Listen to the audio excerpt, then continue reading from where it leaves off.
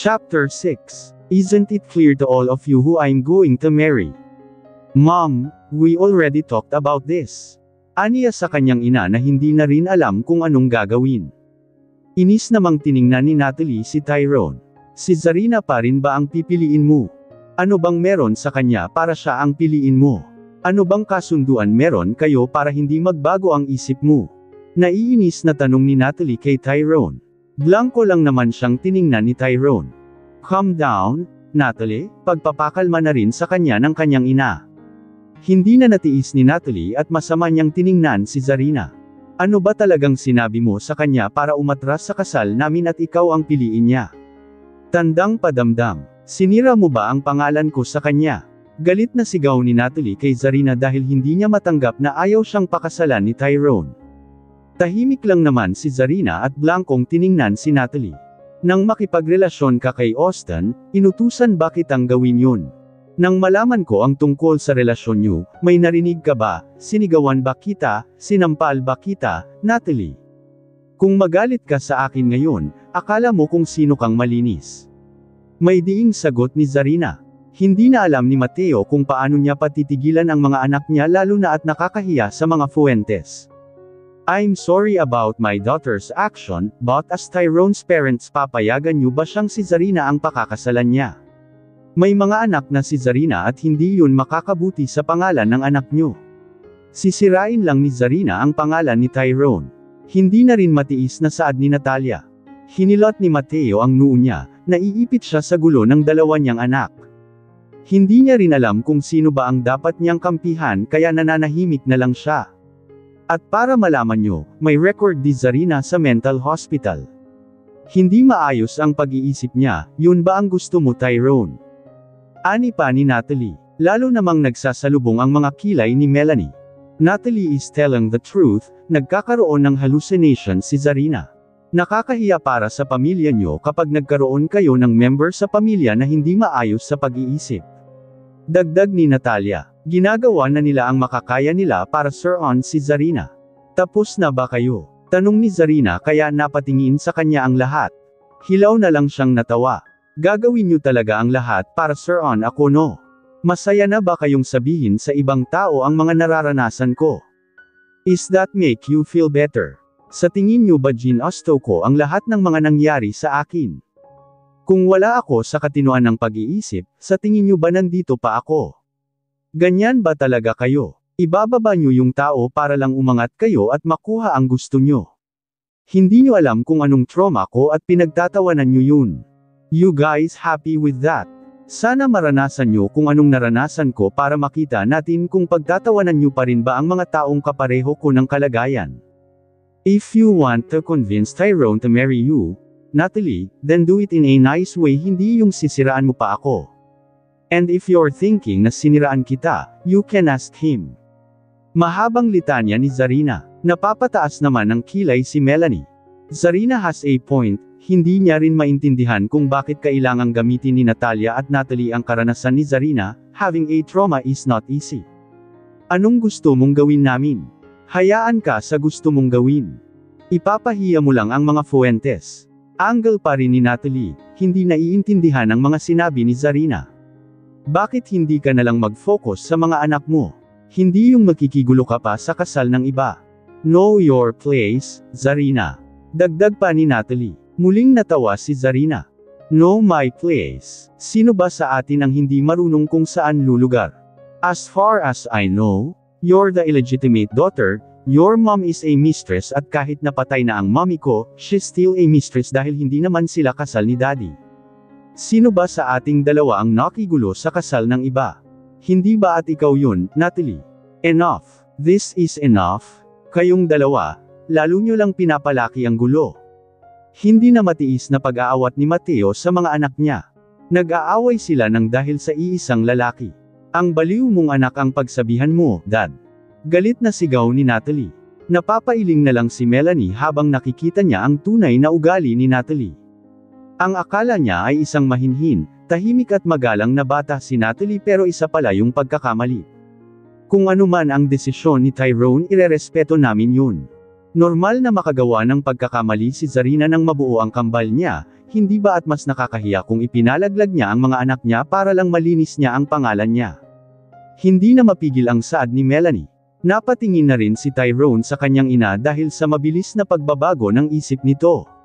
Napatingin na rin si Natalie kay Melanie at napalunok dahil nang mabuntis siya ni Austin ay ipinalaglag niya ang anak nila dahil akala niya ay ikakasal siya kay Tyrone. Itinago niya ang tungkol sa bagay na yun. Bahagya namang natawa si Natalia. "What do you mean, Melanie?" Tanong niya rito. Sumeryoso ang mukha ni Melanie sa kanya, tiningnan si Zarina na kalmado pa rin kahit na marami nang nasabi sa kanya ang mag-ina na hindi karapat-dapat. Well, para hindi na magkagulo at hindi na lumaki pa ang bangayan ng magkapatid. Hahayaan na namin si Tyrone na magdesisyon for himself. Siya naman ang makikasama sa magiging asawa niya at hindi kami. Kung sa tingin ni Tyrone si Zarina ang makakabuti para sa kanya, then we will let him decide. Gusto ko na ring matapos ang gulo na, at magkaroon man lang tayo ng tahimik at payapang dinner. Ani ni Melanie, natawa na lang si Natalia at hindi makapaniwala sa biglaang desisyon ni Melanie. Don't laugh at other people's trauma because you don't know the pain they're feeling. So, I hope, tell us, sigurado ka na bang si Zarina ang pakakasalan mo? Choose wisely, bilang ni Melanie sa anak niya. Tiningnan ni Tyrone si Zarina at si Natalie na hindi na may pinta ang mukha. Of course, I will marry Zarina. I hope you will give us your blessing, Mr. Jimenez. Seryosong saad ni Tyrone sa kanya. Tiningnan si Mateo. Tiningnan naman ni Mateo ang anak niyang si Natalie na umiiling sa kanya. Hindi pa rin siya makakapayag na hindi siya ang pinili. Isang malalim na buntong hininga ang pinakawalan ni Mateo. Mateo, what do you think? Ani na rin ni Melanie. Gusto niya nang matapos ang gulo dahil kanina pa siya nagugutom at gusto niya na ring umuwi. Kung yun ang gusto ni Zarina, then I'm okay with it. Sukong sagot na rin ni Mateo. No, sigaw pa ni Natalie saka siya nag-walk out. Gusto na ring umalis ni Natalia pero nanatili siya sa upuan niya. Masama ang tingin kay Mateo, gusto niya nang makaalis ang mga bisita nila para makausap niya si Mateo. Okay, then that's it. Is everything okay now? Pwede na ba tayong kumain at simulan na ring pag-usapan ang magiging kasal nila ngayong taon? Nakangiting wika ni Melanie. Wala namang sumagot sa kanila kaya nauna nang kumain si Melanie. Sumunod na rin sa kanya ang asawa niya at si Tyrone. Hindi alam ni Zarina kung anong mararamdaman niya, ang akala niya ay hindi niya makukumbinsi ang ina ni Tyrone para tanggapin siya bilang bride. Tahimik na ring kumakain si Natalia pero Katie na ang mga paa niyang umalis lalo na nang simulan na nilang pag-usapan ang tungkol sa magiging kasal ni Tyrone at Zarina. Kailan niyo ba gustong magpakasal? Ngayong buwan na rin ba o sa mga susunod na buwan pa? Tanong ni Melanie kay Zarina. Kapag naging maayos na po ang lahat, kapag nakapili na po kami ng venue, theme at kapag naayos na po namin yung mga kailangang isuot saka po kami magde-decide kung anong date. Sagot ni Zarina na ikinatango naman ni Melanie. Kapag natapos namin ang mga kailangang gawin ngayong buwan, pwede na rin kaming ikasal ngayong buwan. Wika naman ni Tyrone. That's good to hear then, kayo na ang bahala sa mga kakailanganin nyo. Saad ni Melanie saka siya sumubo. Nagkatinginan naman si Zarina at Tyrone, tipid na ngumiti si Zarina habang tumango lang naman sa kanya si Tyrone. That's good to hear then, kayo na ang bahala sa mga kakailanganin nyo. Saad ni Melanie saka siya sumubo. Nagkatinginan naman si Zarina at Tyrone, tipid na ngumiti si Zarina habang tumango lang naman sa kanya si Tyrone. Nang matapos ang dinner nila ay nagpaalam na rin si Melanie. Nauna na silang lumabas habang naiwan pa si Tyrone. Thank you for agreeing to our marriage, Mr. Jimenez. Umaasa akong wala akong matatanggap na report mula sa fiancé ko na sinasaktan niyo siya at ikukulong sa attic. Habilin pa niya bago siya tuluyang nagpaalam. Napabuga na lang ng hangin si Zarina nang tuluyang makaalis sina Tyrone. Are you happy now? Nakuha mo na ang gusto mo, masaya ka na ba? Tandang padamdam panipit. Galit na sigaw ni Natalia. Kanina pa niya pinipigilan ang galit niya. Natalia, that's enough. Pag-aawat sa kanya ni Mateo. Gusto nang hilain ni Natalia ang buhok ni Zarina hanggang sa makalbo ito. Enough. Hindi mo ba nakita kung paano tayo pinahiya ng magaling mong anak? Tandang padamdam. She called me a mistress at wala ka man lang ginawa para ipagtanggol kami ng anak mo. Hinayaan mo na lang na pumayag ang mga Fuentes na si Zarina ang pakakasalan ni Tyrone. Paano naman ang anak natin, Mateo? Nanggagalaiting sigaw ni Natalia. Sumasakit na ang ulo ni Mateo dahil sa nangyayari sa pamilya nila. Wala na tayong magagawa, nagdesisyon na ang mga Fuentes at si Zarina ang napili nilang ipakasal sa anak nila. Kahit magwala ka pa, kahit mawalan ka pa ng boses sa kakasigaw, wala na tayong magagawa, Natalia. May diing saad ni Mateo. Hindi na alam kung paano ba ipapaintindi sa asawa niya ang nangyari. You bitch. This is all your fault. Bilang ni Natalia kay Zarina. Huwag kang magalit kay Zarina, baka nakakalimutan mong anak ko pa rin siya, Natalia. This is bullshit. Damn it. Nag-walk out na si Natalia kaya ang naiwan na lang ay si Zarina at ang kanyang ama. Hindi man makapaniwala si Zarina na sinang-ayunan siya ng panahon pero masaya siyang makitang nanggagalaiti sa galit ang mag-ina. Lalampasan na lang sana ni Zarina ang kanyang ama nang magsalita ito. Ito ba ang gusto mo, Zarina? Ang magkagulo ang pamilya natin? Tanong sa kanya. Pamilya mo lang ang magulo, Dad, hindi sakin. Blanko niyang sagot nang hindi hinaharap ang ama. May karapatan ako sa kumpanya pero dahil mas pinaniniwalaan niyo si Tita Natalia, ayaw niyo akong ibalik sa posisyon ko. Sa mga nangyari sa mga nakalipas na taon, hindi ko naramdaman na kasama ko kayo, Dad. Pinili niyong sirain ang relasyon nating dalawa dahil hindi kayo naniniwala sa akin. Noong pumayag kayong dalhin ako sa mental hospital, sinabi ko sa inyo noon na I'm perfectly fine. Hindi na ako kailangang idala sa lugar na yun pero desisyon ni Tita Natalia ang sinunod niyo. Nang mamatay si Mommy, pakiramdam ko pati ama nawala sa akin. Aniya pa, hindi naman nakasagot si Mateo dahil inaamin niya naman na marami siyang pagkukulang sa anak niya. Anyway, salamat pa rin po sa pagpayag mo na may kasal ako kay Tyrone. Good night, Dad. Wika pa niya bago niya tuluyang iniwan ang ama. Naging abala na si Zarina para sa magiging kasal nila ni Tyrone. Minamadali na nila ang dapat nilang ayusin. Nasa butik na siya ngayon at namimili na ng magiging wedding gown niya. Natapos niya naman ang ibigay ang theme ng kasal nila. Look, who's here? Wika ni Olivia nang makita niya si Zarina. Boses pa lang ay kilala na ni Zarina kung sino ang nasa harapan niya pero hindi niya ito tiningnan. Nandito siya para mamili ng magiging wedding gown at hindi para patulan pa ang mga taong hindi matanggap ang nangyari sa kanila ni Austin. Galit na inagaw ni Olivia ang magazine na hawak ni Zarina sa kanya ito inihagi sa sahig.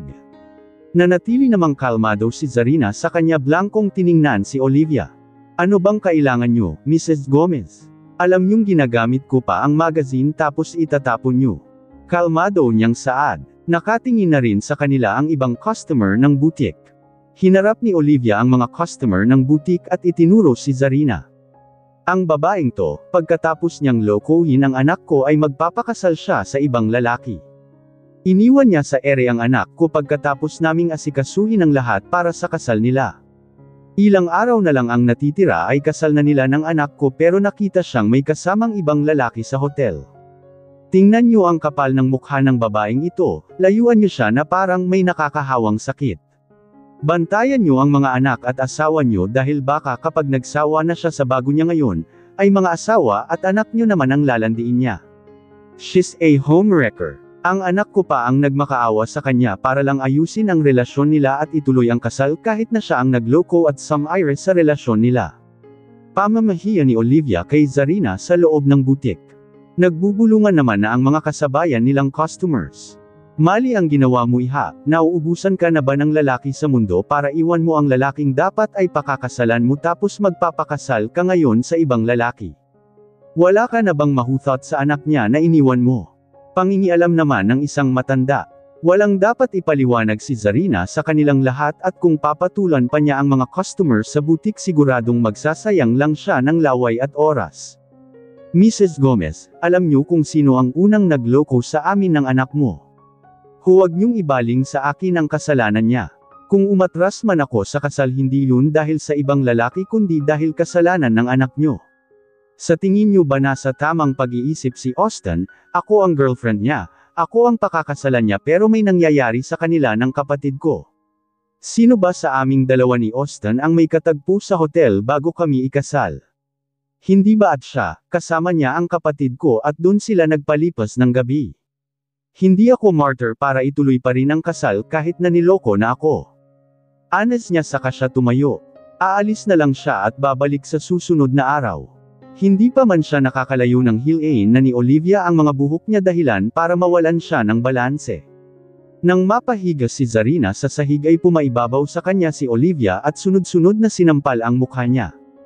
Mrs. Gomez, sigaw ni Zarina. Iniharang niya ang mga kamay niya sa mukha niya para protektahan ang sarili niya. Ipinahiya mo ang anak ko, ipinahiya mo ang pamilya namin. Nakiusap ako sa iyo na balikan mo ang anak ko kahit na ayaw ko sa iyo tapos lalikuan mo lang siya. Gaano ba kabilas para sa iyo ang maghanap ng iba? Gusto mo pa bang lumuhad ako sa harapan mo para lang bumalik ka sa kanya? Yun ba, Zarina? Galit na sigaw sa kanya ni Olivia. Patuloy pa ring sinasampal ni Olivia si Zarina pero sinusubukang pigilan ni Zarina ang mga kamay nito para hindi niya maabot ang mukha niya. Maraming nakakakita sa kanila pero walang naglakas loob na pigilan sila. Takot silang kalabanin si Olivia dahil makapangyarihan din ang pamilya niya. Nang dumating si Tyrone ay nagulat na lang siya nang makita niya ang kalagayan ni Zarina. Mabilis siyang lumapit kay Olivia at itinulak niya ito para makaalis siya sa ibabaw ni Zarina. Zarina, are you okay? Tanong niya rito, tinulungan niya nang tumayo si Zarina sa kanya tiningnan si Mrs. Gomez na namumula pa rin ang mukha dahil sa galit. What kind of attitude is that, Mrs. Gomez? Sa public place niyo pa talaga ipinakita ang pangit ng ugali niyo. Anong karapatan niyong saktan ang fiancé ko? Sa ginawa niyo pwede ko kayong kasuhan. Seryoso niyang saad. Napayuko naman ang ibang customers, ayaw nilang madamay sa gulo lalo na at nakikilala nila si Tyrone. Tumayo naman si Olivia sa kanya tinaasan ng kilay si Tyrone. Wala akong pakialam, malaking gulo at perwisyo ang ibinigay ng babaeng yan sa pamilya ko. Kung ano man ang ginawa ko sa kanya, deserve niya yun dahil malandi siya. Yan ba talaga ang babaeng gusto mong pakasalan, Mr. Fuentes? Kahihiyan lang ang ibibigay niyan sa pamilya niyo. Ako ang unang tatawa kapag iniwan ka na niya dahil nakuha niya na ang gusto niya sa'yo. Hindi ko alam na tanga ka rin, alam naman natin na ginagamit ka lang niya dahil gusto niya lang gumanti sa anak ko. Huwag kang padadala sa malaanghel niyang mukha. Ani pa ni Olivia saka siya umalis.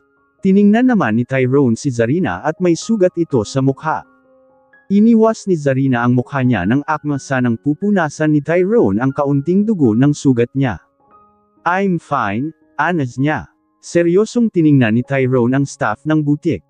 Seriously, nakita niyo kung anong nangyari pero wala kayong ginawa para awatin sila. Anong klaseng tao ba ang mga nandito? You let that woman to hurt my fiancé. Kung hindi pa ako dumating, hahayaan niyo na lang na mapatay niya ang isa sa mga customer niyo. Galit na bilang ni Tyrone sa mga staff.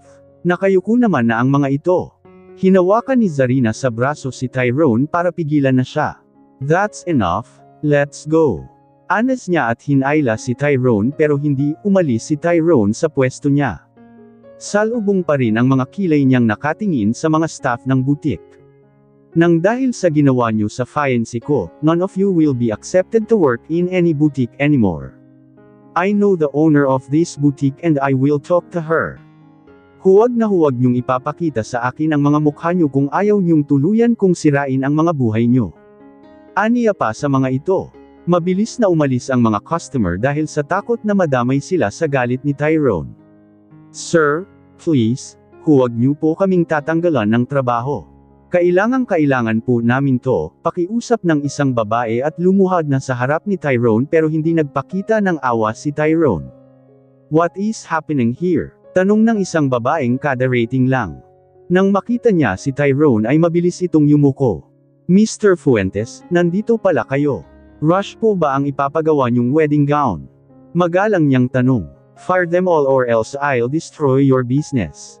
Malamig na wika ni Tyrone sa kanya hinayla palabas ng butik si Zarina. Naiwan namang nakatulala ang may-ari ng butik at galit na tinanong ang mga staff niya kung anong ginawa ng mga ito para magalit si Tyrone. Bakit kailangan mo pang gawin yun? Paano matatapos kaagad ang wedding gown ko kung aalisin mo sila sa mga trabaho nila? Ani ni Zarina sa kanya inalis ang pagkakahawak ni Tyrone sa kamay niya. Inis na hinarap ni Tyrone si Zarina, napaatras na lang si Zarina dahil nag-aapoy sa galit ang mga mata ni Tyrone. Ganyan ka ba talaga Kaina, Zarina? Hindi mo ba kayang ipaglaban ang sarili mo? She's older than you at mas malakas ka kesa sa kanya pero hinayaan mong saktan ka niya. Sa panahon ngayon hindi na uso ang igagalang mo ang mas matanda kung mas bastos naman sila sayo. Tumayo ka naman para sa sarili mo, hindi awa ang paiiralan mo. Don't be stupid. Paano kita tutulungan kung hindi mo kayang tulungan ang sarili mo? Paano mo mababawi sa kanya ang mga anak mo kung ganyan ka kalampa? Mabuti pa sigurong huwag mo na silang bawiin dahil sarili mo palang hindi mo na kayang ipagtanggol. Walang magagawa ang salita mo, ang pagmamakaawa mo. Inis na wika ni Tyrone sa kanya tinalikuran si Zarina. Napayuko naman si Zarina, ramdam niya ang talim ng mga sinabi ni Tyrone. Kailan nga ba siya matututong lumaban? Kung hahayaan niya na lang ang mga tao na saktan siya, siya rin ang magiging kawawa. Though his words is harsh, he has a point. Napabuntong hininga na lang si Zarina, gustong bumagsak ng mga luha niya pero kapag hinayaan niyang bumagsak ang mga ito pinatunayan niya lang na isa nga lang siyang mahina at hindi kayang ipagtanggol ang sarili. Sumunod na siya kay Tyrone sa parking lot. Alam niyang nasa loob lang ng sasakyan si Tyrone at naghihintay sa kanya. Tahimik siyang sumakay sa sasakyan, hindi rin nagsalita si Tyrone at pinaandar na ang sasakyan niya. Katahimikan ang nanag sa loob ng sasakyan habang nasa biyahe sila. Hindi alam ni Zarina kung saan ba siya dadalhin ni Tyrone. Makalipas ang ilang minuto ay huminto sa gilid ng daan ang sasakyan at bumaba si Tyrone. Hindi naman na sinundan ni Zarina ng tingin si Tyrone at nanatili na lang siya sa loob ng sasakyan. Kapag natapos ang kasal, sisimulan niya na ang lahat ng plano niya. Kailangan niya ang tulong ni Tyrone, kailangan niya nang makabalik sa loob ng kumpanya nila. Makalipas ang ilang minuto ay bumalik na si Tyrone, kita ni Zarina sa gilid ng mga mata niya na may ginagawa si Tyrone pero hindi niya ito nilingon. Look at me, maautoridad na utos ni Tyrone para namang maamong tupa na sumunod si Zarina sa kanya. Nailayo ni Zarina ang mukha niya ng akma sana siyang hahawakan ni Tyrone. Lilinisin ko lang ang sugat mo at lalagyan ng ointment. May diin nitong wika. Daig pa ang babaeng may dalaw sa sanggit niya ngayon. Iniwas ni Zarina ang paningin niya at hinayaan si Tyrone na linisin ang sugat niya sa pisngi. Bahagya niyang nailayo ang mukha niya nang maramdaman niya ang kirot dahil sa alkohol. Kung gusto mong mabura ang mukha mo, huwag mong harangan ang bawat hampas sayo. Sarkastikong saad ni Tyrone. Napapairap na lang si Zarina dahil kailangan pa bang ulit-ulitin na ipaalala ni Tyrone ang nangyari. Anyway, thank you, mahinang saad ni Zarina, nahihiya pa siya dahil hindi niya alam kung paano pasasalamatan si Tyrone. Hindi naman nagsalita si Tyrone, nang matapos niyang lagyan ng ointment ang mukha ni Zarina ay itinabi niya na ang mga ginamit niya. Sa ibang butik na tayo magpapagawa ng wedding gown mo. Kung hindi man kita masasamahan bukas baka si mom ang sasama sayo. Aniya pa na ikinatango na lang ni Zarina. Siya nga pala, kailangan kitang ipakilala kay chairman. Tatawagan na lang kita kapag nag-set siya ng dinner. Dagdag pa niya. Napalunok naman si Zarina dahil ang chairman ng Fuentes Corporation ang lolo ni Tyrone. Inihatid na ni Tyrone si Zarina sa bahay nila para makapagpahinga na muna siya. Thank you, wika ni Zarina saka siya bumaba. Papasok na sana si Zarina sa loob ng bahay nila nang tawagin siya ni Tyrone. Call me if something happen again, huwag mo sanang hayaan na mapatay kanila. Hanggat hindi pa natatapos ang usapan natin, hindi ka pwedeng mamatay. Seryoso nitong saad, hindi alam ni Zarina kung may inis ba siya o matatawa na lang. Oo, salamat ulit. Tanging sagot niya sa kanya tinalikuran si Tyrone. Napapailing na lang si Tyrone, naiinis siya sa pagiging mahina ni Zarina pero hindi niya naman maintindihan ang sarili niya kung bakit gusto niya na itong tulungan. Isang malalim na buntong hininga ang pinakawalan niya. Pumayag ang mga magulang niya na pakasalan niya si Zarina at bilang kapalit kailangan niya nang bumalik sa kumpanya. Siguradong magkikita na sila ng pinsan niyang si Owen kapag bumalik na siya. Samantala naman, akma sanang sasampalin ni Natalia si Zarina nang mahawakan ni Zarina ang kamay nito. Inis na binitiwan ni Zarina ang kamay ni Natalia at kunot noo niya itong tiningnan. Ano bang tingin niyo sa mukha ko, Tita Natalia? Hindi naman yan punching bag para gawin mong hobby na sampilan ako sa tuwing umuwi ako. Matapang niyang saad na ikinangit-ngit ng mga ngipin ni Natalia. Nakakahiya ang ginawa mo kay Mrs. Gomez. Ipinahiya mo pa talaga siya sa loob ng butik. Alam mong may collaboration ang kumpanya natin sa kumpanya nila, nag-iisip ka ba talaga ng mabuti, Zarina? Business mo lang yun. Kayo lang ang may collaboration, wala akong pakialam sa business mo. Alam ko kung anong ginawa mo, sayo mo ipinangalan ang bagong business na ginawa mo. Itinutulak mo ako kay Austin para hindi umatras sa usapan ang mga Gomez sa business na itatayo mo. Huwag mo na akong gagamitin para lang sa pansarili mong interes. Nandyan naman ang anak mo, siya na lang ang ibenta mo kapalit ng kayamanan. Lakas loob niyang sagot sa kanya tinalikuran si Natalia na nag-aapoy pa sa galit. Magka-cruise ang mga kamay ni Natalie sa dibdib niya habang nakatingin siya kay Zarina kasama ang mga organizer, wedding planner at designer niya sa sala. Siya dapat ang masaya ngayon, siya dapat ang abala sa kasal nila ni Tyrone pero nang dahil kay Zarina, napalitan siya bilang bride. Ilang beses nang umiikot ang mga mata ni Natalie habang nakikinig siya sa usapan ni Zarina.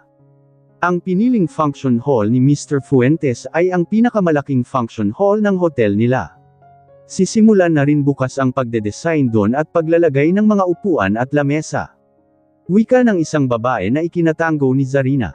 Tumayo na si Zarina para makuha na ang sukat ng katawan niya para sa wedding gown at reception dress niya. Nilingan ni Zarina si Natalie na hindi na naman may pinta ang mukha. Nang magsalubong ang mga mata nila ay inirapan siya nito na hindi na pinansin pa ni Zarina. Ano bang ginagawa mo rito? Wala ka bang trabaho na kailangan mong gawin? Tanong ni Zarina sa kanya. Pagkatapos ng ginawa mo sa akin, pagkatapos mo akong isumbong kay Daddy, sa tingin mo hindi siya magagalit. Pinaggawa niya ako ng proposal at dahil hindi ko nagawa, sumabog siya sa galit at sinuspende ng 1 linggo. Bakit ba dito mo pinapunta ang mga taong yan? Sana sa hotel na lang kayo nag-asikaso para sa walang kwentang kasal na yan.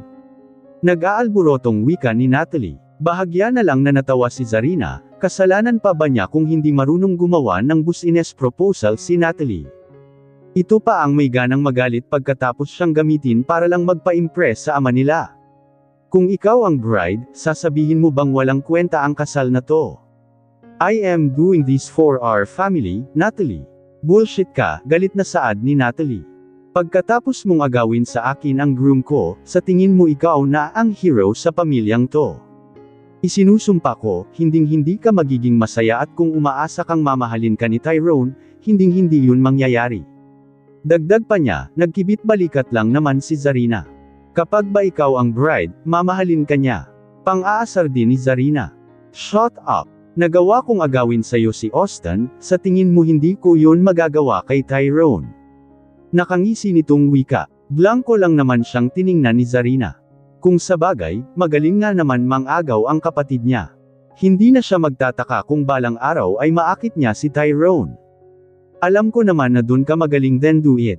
Patunayan mo kung gaano ka K-pop. Fuck you, Zarina. Inis na saad ni Natalie saka siya tumayo at umalis na. Tahimik lang naman ang mga kasama ni Zarina sa sala. Totoo pala talaga ang balita na inagaw sa inyo ng kapatid nyo ang fiancé nyo ilang araw na lang ang kasal nyo. Wika ng isang babae. Tipid lang namang ngumiti si Zarina.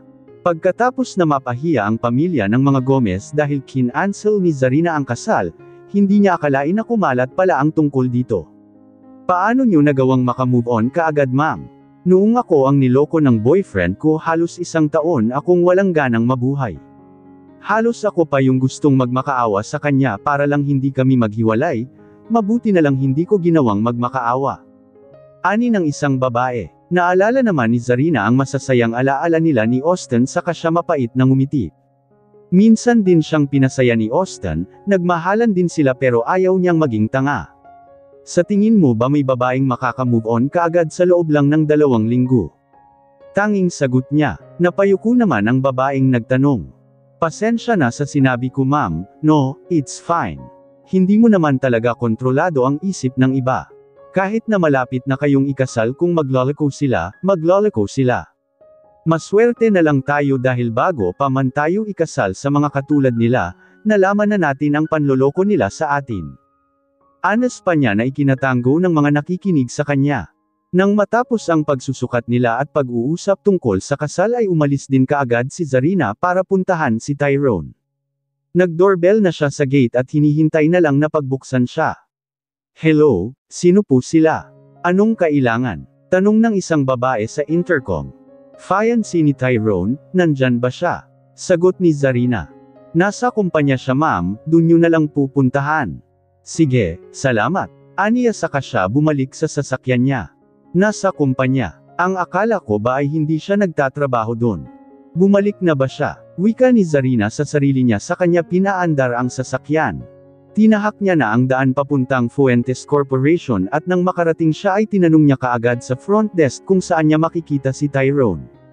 Samantala naman, katatapos lang ng meeting sa conference room. Matalim ang mga tingin ni Owen kay Tyrone dahil kung kailan siya bumalik para magtrabaho sa kumpanya ng lolo nila ay saka rin bumalik si Tyrone.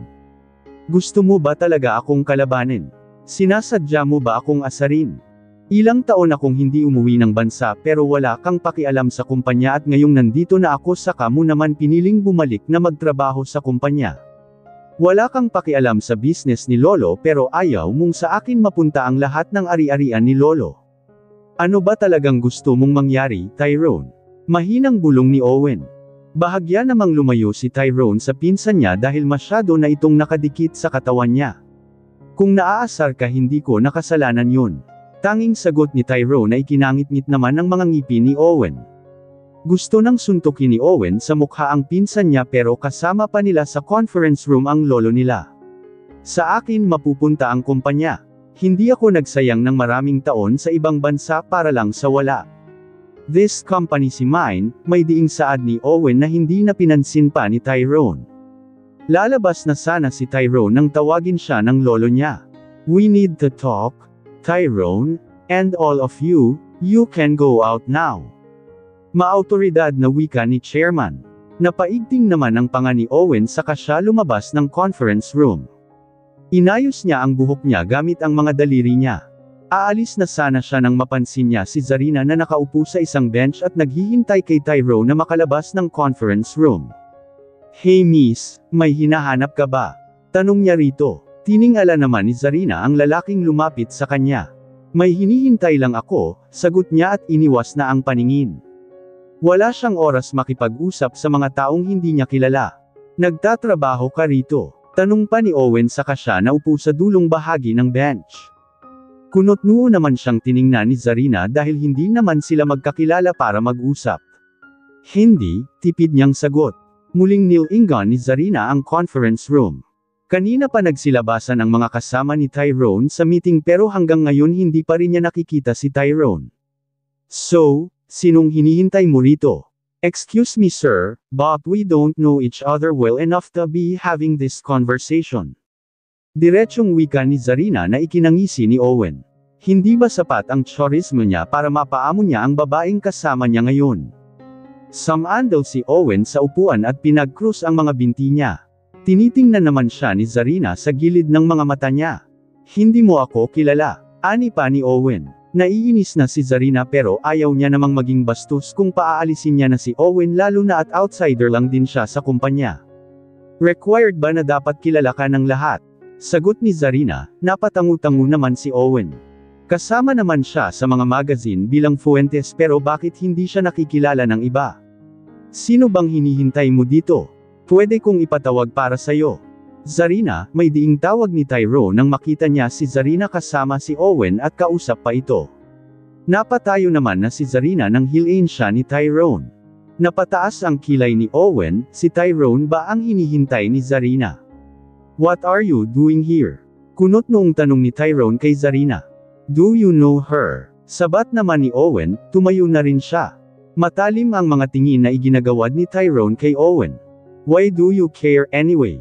Napangisi si Owen sa masungit na sagot ni Tyrone.